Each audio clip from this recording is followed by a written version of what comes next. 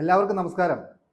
നിങ്ങൾ അറിഞ്ഞോ, ഈ ക്രിസ്മസ് സീസൺ ഒരു സ്പെഷ്യൽ കേക്ക് വന്ന് കേരളം മുഴുവൻ അങ്ങ് തൂക്കിയെന്ന്?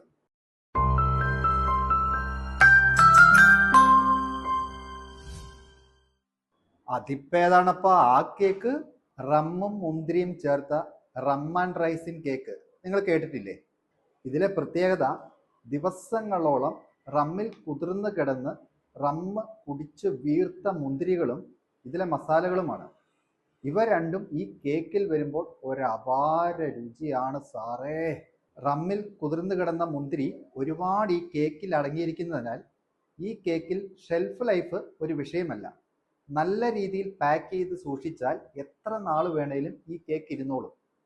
വിദേശത്തേക്കൊക്കെ ഉള്ളവർക്ക് ഗിഫ്റ്റ് ആയിട്ട് അയക്കാൻ പറ്റിയ ഒരു വിഭവമാണ് ഈ റം ആൻഡ് റൈസിൻ കേക്ക്.